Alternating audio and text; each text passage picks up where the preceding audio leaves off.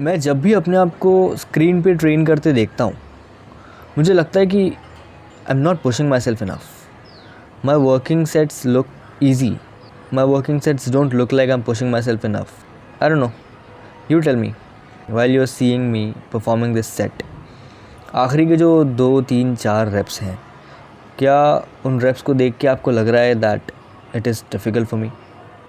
Also, if you observe my form, you can see that मैं lower lats emphasize कर रहा हूँ, which is आदत।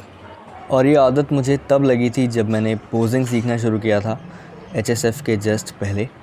And you might think कि जो रेगुलर लोग ट्रेन करते हैं, जिनको कहीं पोज़ नहीं करना है जाके, जिनको किसी जज को पोज़ करके नहीं दिखाना है, वो लोग जो पोज़ करने के लिए ट्रेन करते हैं, उनमें ज़्यादा फ़र्क नहीं होगा। यू माइट थिंक दैट, लेकिन ऐसा नहीं है।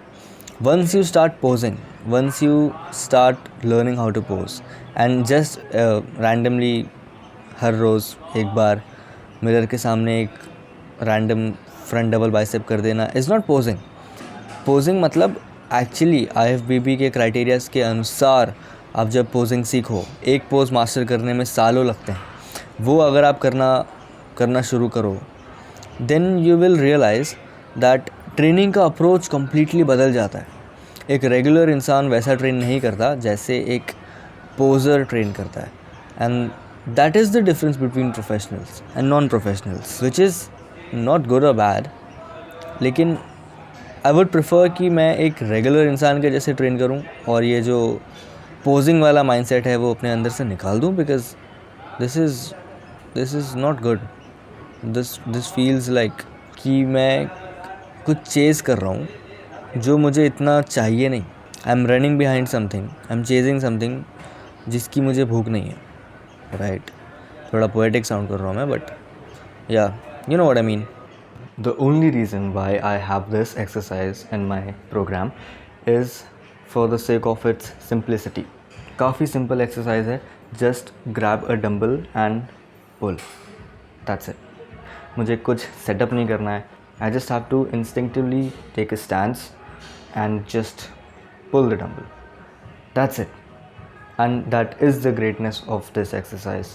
मैंने जब lifting start की थी तब I use to shy away from these movements जो काफ़ी जेनरिक हैं, because I don't know, I have something of a phobia of looking like the crowd.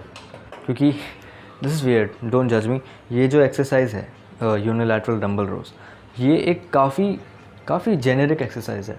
It's like everybody does that, literally everybody does that. तो मुझे ये करना पसंद नहीं था because I use to look like everybody.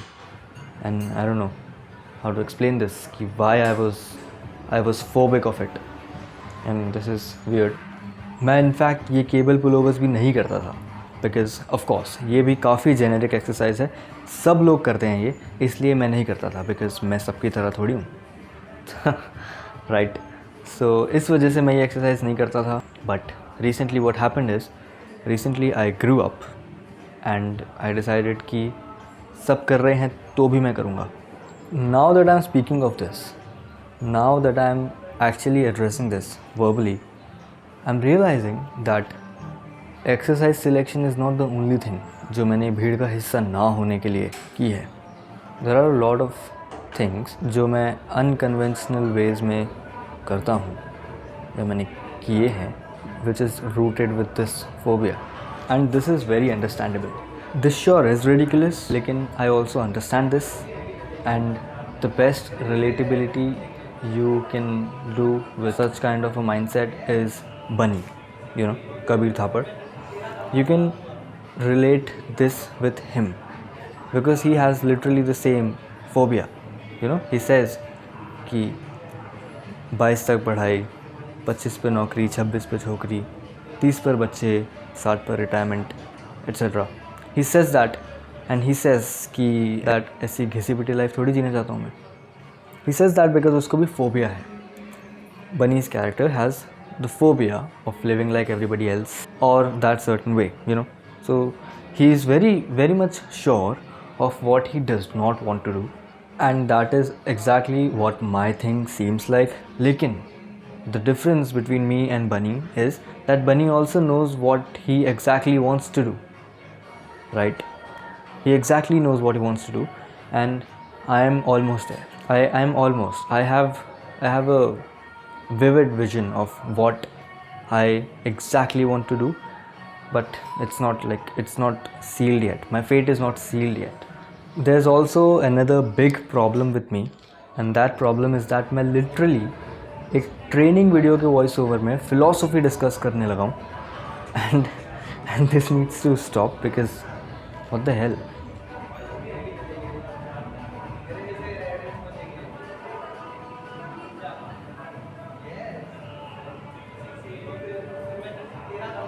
You know what? If I had to choose just 2 exercises for the rest of my life for my biceps, I would choose supinated chin-ups and unilateral face-away curls. That's it. And I've known this for quite a while. मुझे बहुत पहले से पता है that chin-ups are a great exercise for your biceps, लेकिन मैं ये programme नहीं कर पाता था because of the overlapping issue, क्योंकि मैंने कभी अपने बैक और बाइसेप्स को साथ में ट्रेन नहीं किया है. एंड पहले मुझे भी लगता था that this overlapping is not that big of an issue. I mean so what, अगर मैं एक दिन चिनअप्स करूँ एंड अगले दिन मैं बैक ट्रेन करूँ, सो क्या फ़र्क पड़ता है? I can do that. But 2022 में while training I experienced this थोड़ा सा dull pain around my elbow while doing any upper body movement which included my elbows. Triceps के medial hip के पास थोड़ा सा dull pain होता था and I just ignored it because I'm a lifter. थोड़ा बहुत छोटा मोटा पेन तो होगा ही. इस माइंडसेट के साथ I just continued lifting and then it got worse. It got इतना worse that I could not sleep. I literally just I could not do anything. I was helpless. Then I did some research and I got to know about something called tendinitis.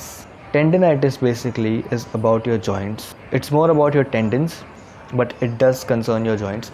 अगर आप एक particular joint को और I should say एक particular tendon को काफ़ी ज़्यादा frequently use करो, काफ़ी ज़्यादा फ्रीक्वेंटली घसो, तो आपके टेंडनाइटिस होने के चांसेस बहुत ज़्यादा बढ़ जाते हैं because of the lack of recovery और for a better term for a lack of time given for recovery. So you have to keep that in mind, क्योंकि अगर आपको टेंडनाइटिस हो गया then it is horrible, and for that reason I have been really conscious of how frequently I load my elbows, or I should say the hinge of my elbows.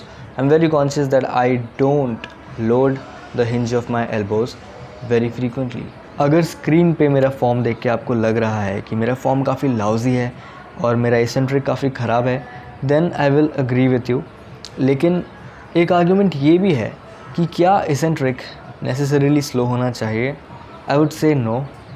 Eccentric ज़रूरी नहीं है कि slow ही होना चाहिए. All that 4 second eccentric drama, I think that's not needed. Eccentric controlled होना चाहिए.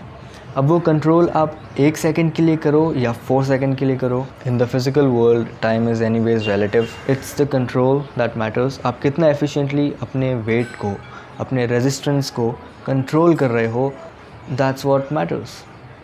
Hammer curls की तरफ मेरा अप्रोच बाकी एक्सरसाइजेस से काफ़ी अलग है, बिकॉज़ बाकी एक्सरसाइजेस से मैं हाइपरट्रॉफी एक्सपेक्ट करता हूँ, लेकिन हैमर कर्ल्स के साथ ऐसा नहीं है. आई मीन मसल ग्रोथ तो एनीवेज साइड इफ़ेक्ट है, तो वो तो होगा ही इवेंचुअली.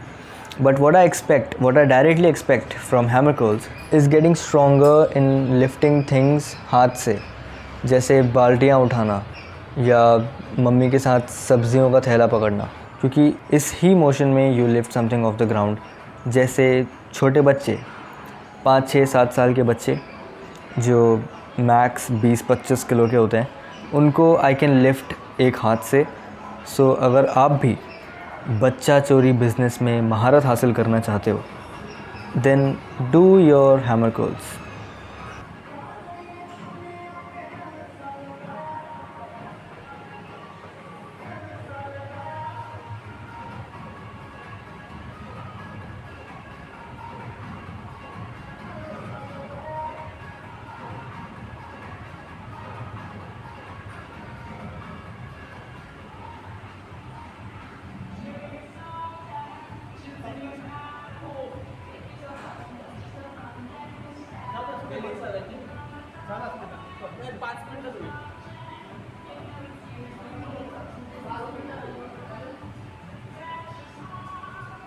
अबाउट ट्राइसेप्स, अगर मुझे ट्राइसेप्स के लिए भी सिर्फ 2 मूवमेंट्स चूज़ करनी पड़े, which is very sufficient, I would से parallel bar dips, unapologetic parallel bar dips and this exercise जिसका नाम मुझे नहीं पता. I don't even know what should be the name of this. Should it be bent over overhead tricep extensions? I don't know. I have seen GVS doing this all the time, and I've seen him doing this for quite a while. I thought, let me try, and when I tried, it was amazing. Surprisingly, it feels way more natural than it looks.